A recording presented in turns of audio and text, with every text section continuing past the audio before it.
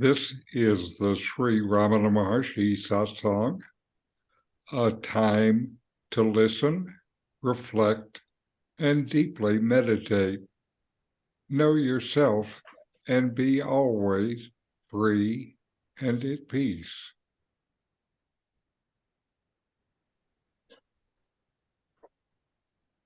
Welcome. I'm Richard Clarke, hosting this satsang. I'm not a guru or a teacher. Like you, I love this teaching and want to share it. I'm reviewing and commenting on the book Talks with Sri Ramana Maharshi, and this week is Talk 102. The gentleman from Ambala returned with a request the next day. He said, "Is it not said that one should receive instruction from a guru?" Here, excuse me, let me get this on screen. Mere reading of books is not helpful. I have read many books, but there's no practical help derived from such learning. Please tell me what I should do, how I should do it, and at what time, in which places, and so on. The master remained silent. I lost myself again.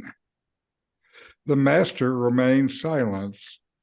His silence seemed to say, "Here and now, be at peace and tranquil. That is all." But the questioner could not interpret it in that way. He wanted something concrete. Ramana Maharshi is known for his practice of self-inquiry, which involves turning your attention inward and questioning the nature of the self.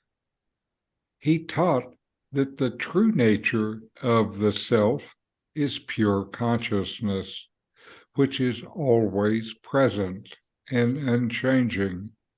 He encouraged his followers to abide in this awareness and to recognize that all experiences rise and fall within it. An important way in which Ramana Maharshi taught was through silence.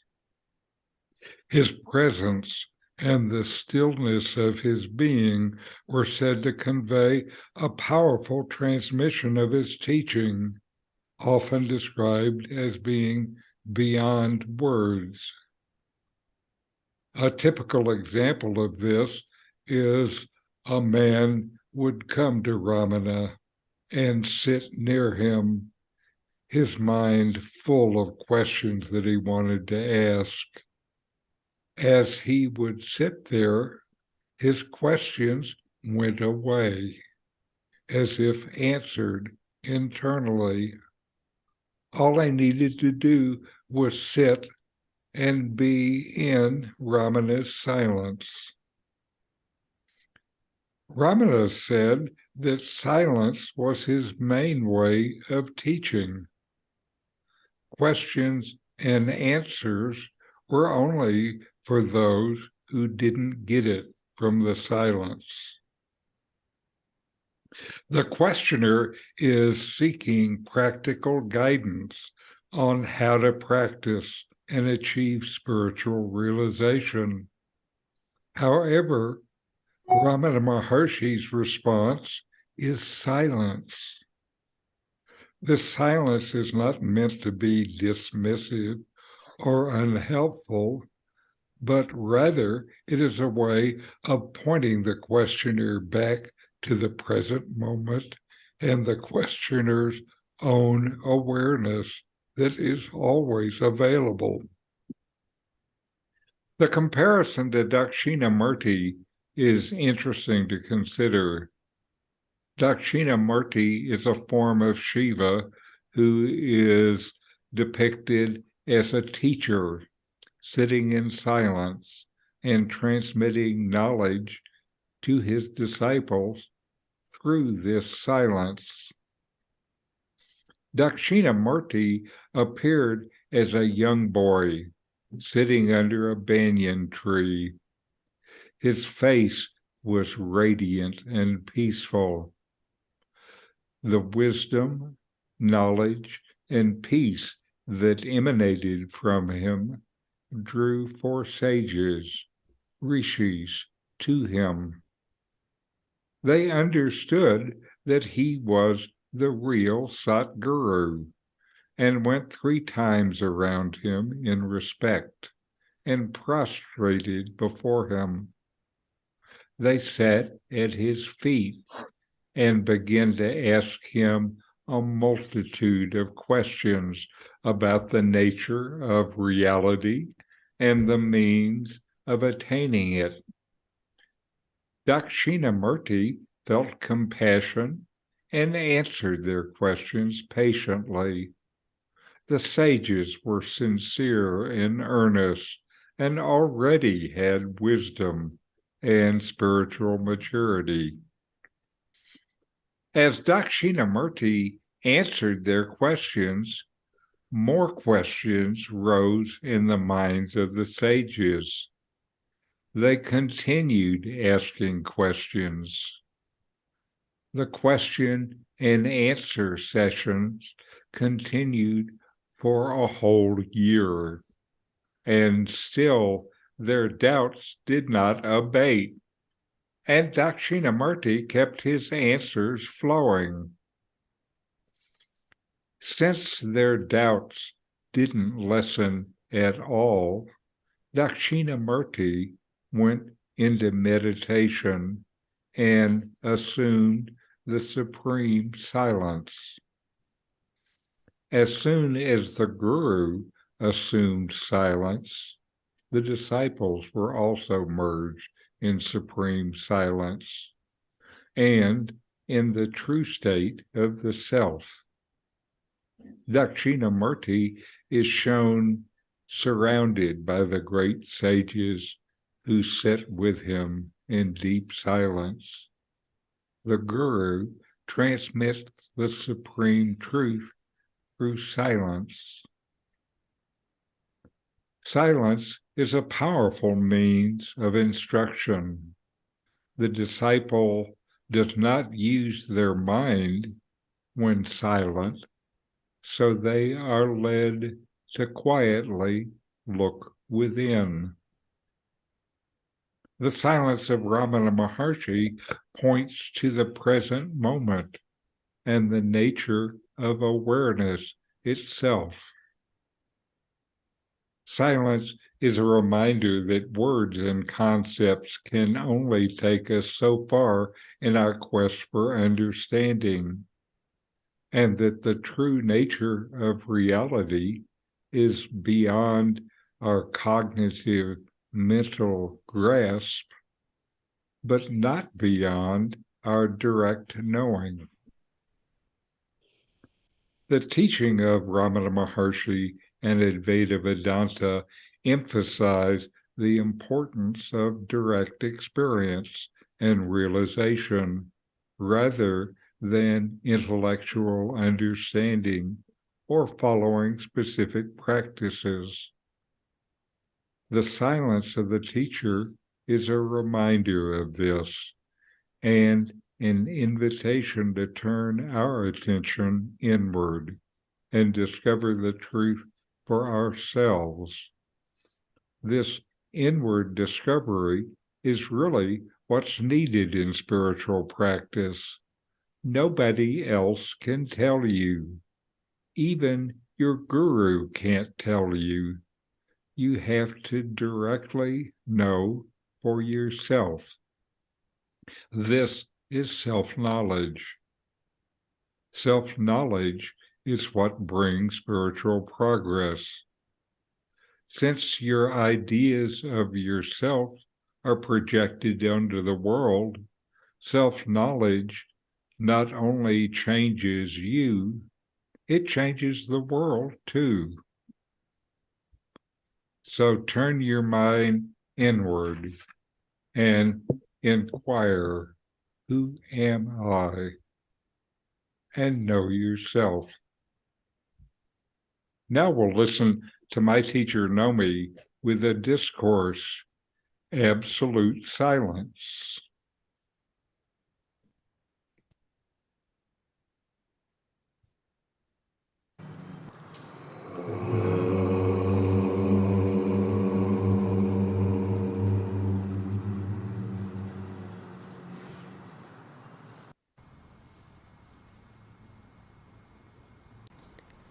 In a verse, the Maharshi has explained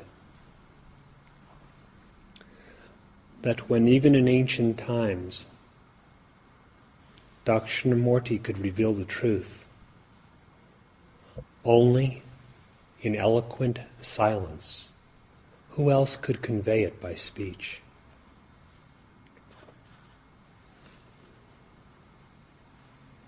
He has also explained that silence is that state in which no I arises.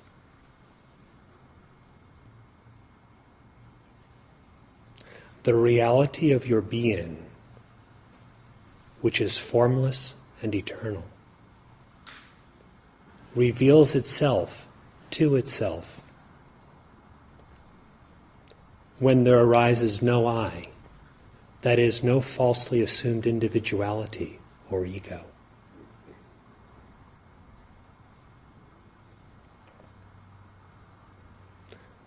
Therefore, when you attempt to know the Absolute by knowing the reality of your own self, who is in search of what? When you inquire to know the self, who am I? The very nature of the inquirer is the only answer. It is something that cannot be perceived and is utterly inconceivable.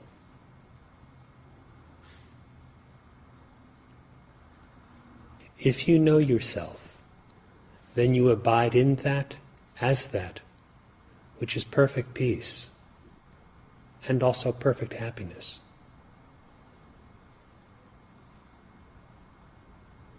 If you know yourself, then you abide as that which is utterly indivisible.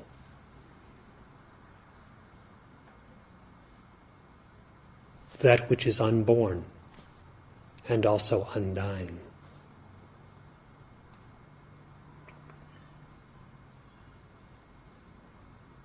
That is, if you know yourself, then Brahman knows Brahman.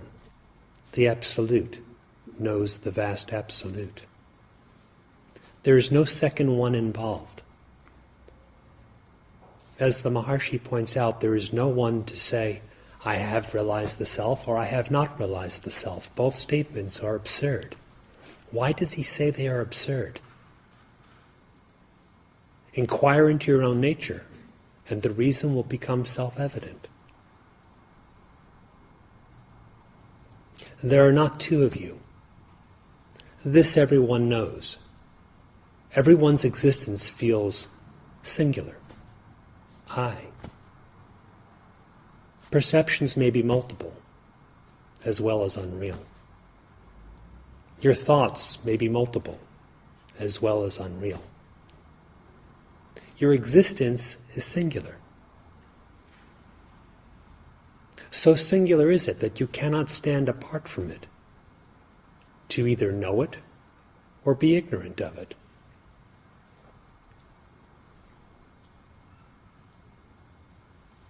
The assumption that you can exist apart from your actual being, which is the Absolute, is what the Maharshi referred to as I, the I notion. A bare assumption with no fact to it. Based on that one notion, made up of that one notion, is all of ignorance, which is just further misidentification. With such ignorance or misidentification comes the idea that I am what I think, rather than being the nature of consciousness. Or I am some form, such as the body, rather than my nature as pure being. Or that happiness is elsewhere, and hence I become attached, rather than bliss is identical with being.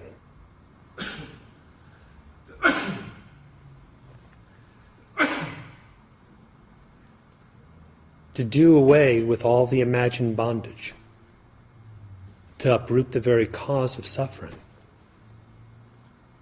you only have to know yourself.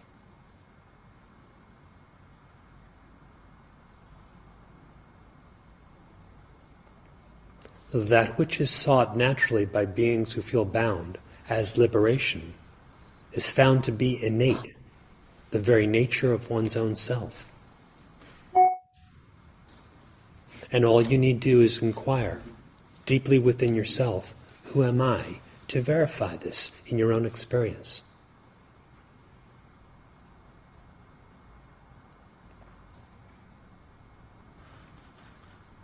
Make the manner of your approach non-objective. Do not treat the self as if it were an object apart from you, and you an individual, for that would be using ignorance to try to overcome ignorance. Rather, again and again, turn within, abandon the objective outlook, and know who you are. By the objective outlook, I mean confounding yourself or confusing, being in the confusion of thinking of yourself as something objective, some quality, some attribute, someone with a mind, with a body, some kind of individual.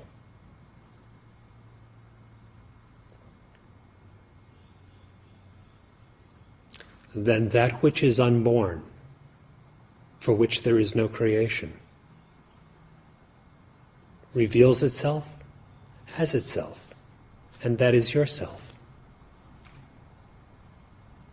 For that, all is perfect, always.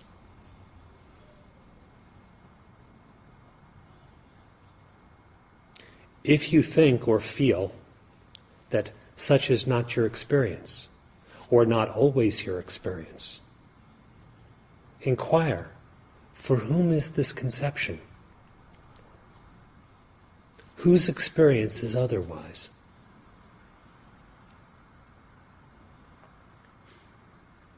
Who is it that stands apart from God and pretends to be something separate, independently acting and existing?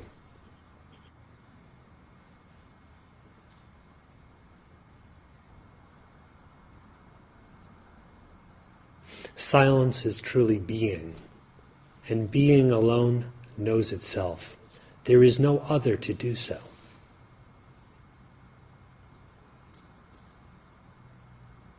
Know yourself as being, as that which you really are, and that which was sought to be realized is complete.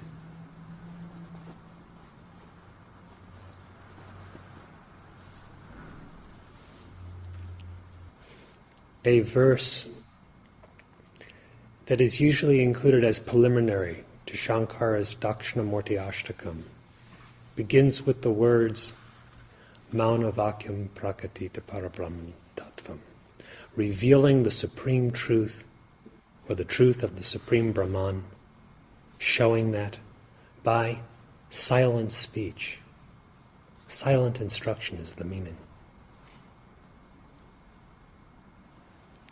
How can you comprehend silence? Where I is not, but the I still is, as the real self. Right there, silence comprehends itself timelessly.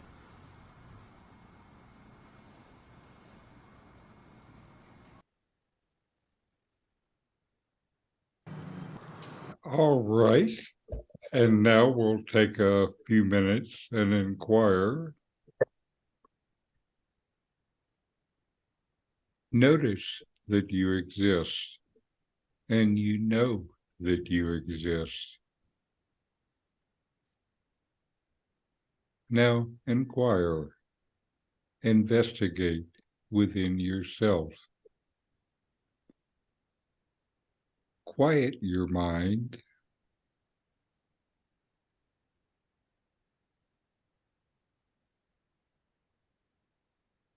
If there's a thought, just let it fade away.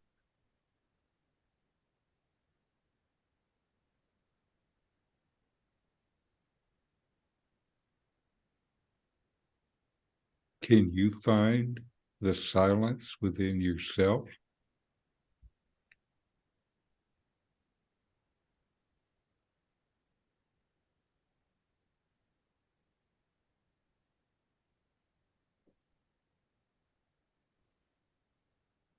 If there is noise, the noise sounds within the silence at its base.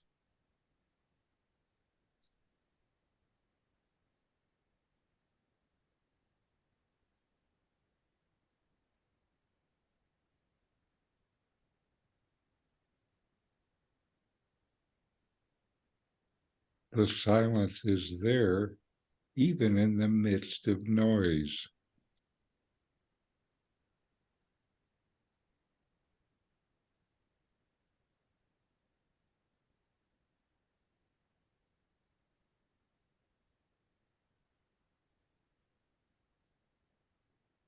Just sink in to this silence.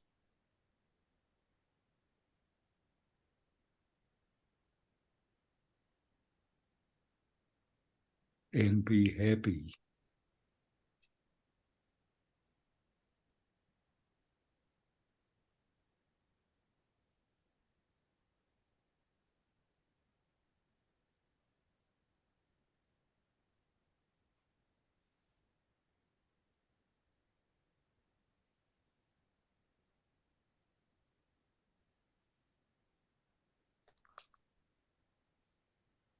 Who am I?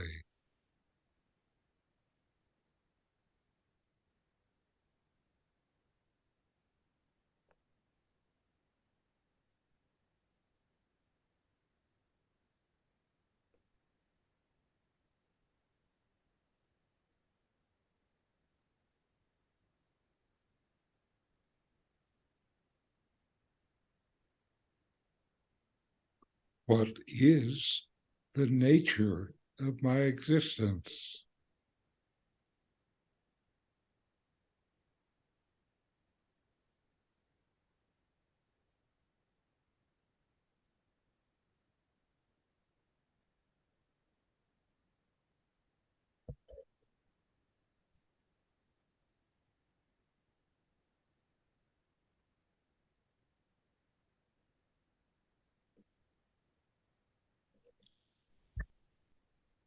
All right.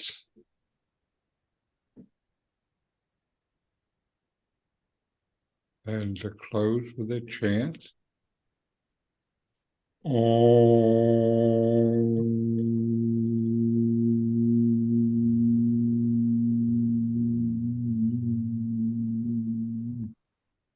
Shanti, Shanti, Shanti. Om. Peace, peace, peace.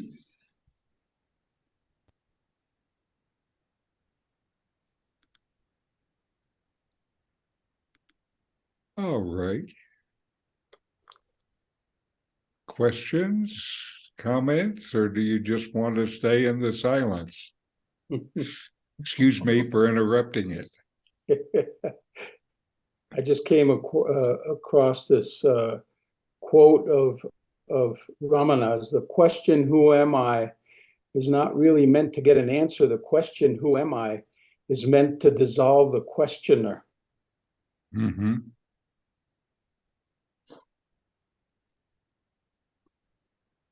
Well, often with Nomi, people would ask, is inquiry, is the question, who am I, is that for the mind or is that for the self? Who am I asking is the question.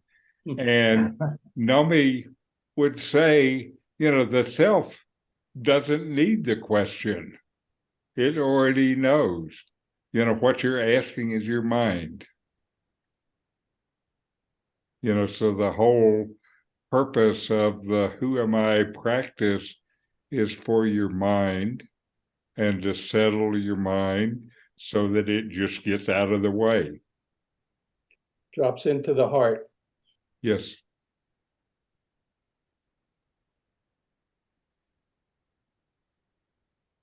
Now, related to that question, there's another form of the inquiry that I haven't used much here, but I love it.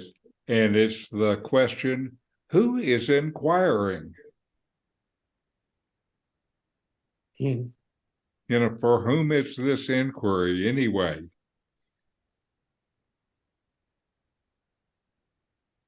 That's pretty much the answer I got the other day when I was, who am I? It was like, well, who wants to know? Uh-huh.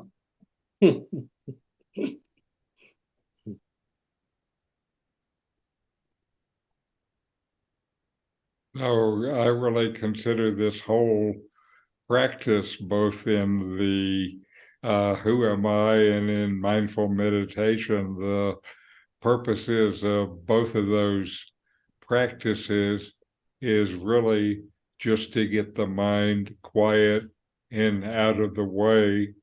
And then I think it's when the real practice starts.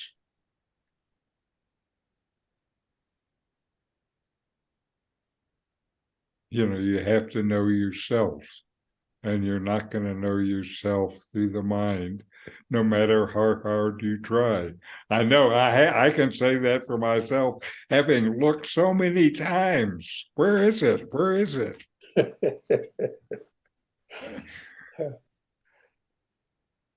It's trying to find consciousness by looking around. Where's the consciousness? I know there's consciousness here, but I can't find it anywhere.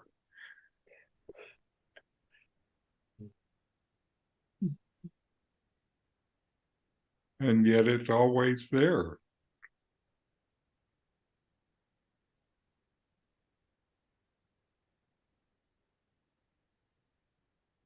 Now, I've realized how much time I used to waste, I guess, well, pretty much waste, was singing to myself without knowing I was doing it. Uh-huh. But now that I'm sort of more aware and well, trying to be more aware of what I'm doing, I find I'm singing to myself. Mm-hmm. It's interesting what you notice when you pay attention. Mm. And those that is a vasana, a mental habit. And Ramana says, that what we really need to do to know ourselves is be able to eliminate all the vasanas. I know that's what Nomi did in his own practice. He spent a couple of years hunting down vasanas.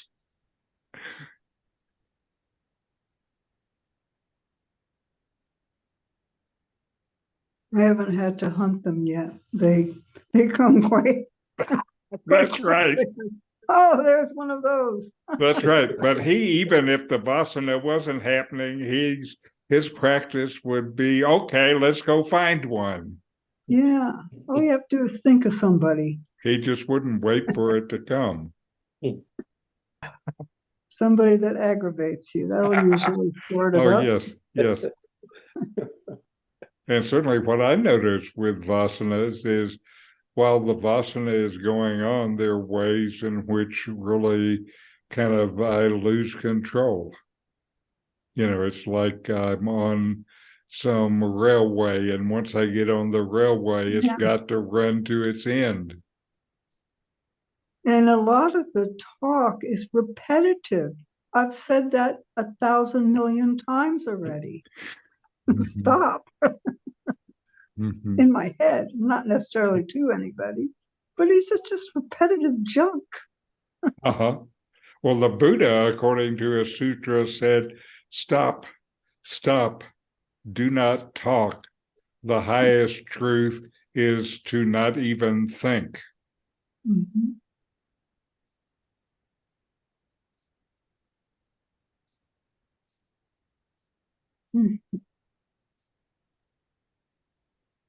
So I'm glad that we can get together and stop for a while.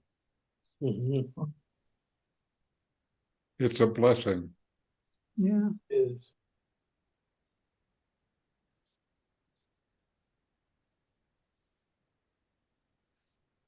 Well, okay.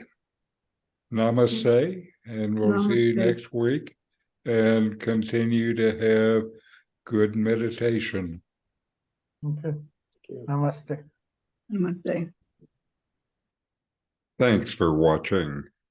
If you enjoyed this Ramana Maharshi video, subscribe, like, and send me a comment.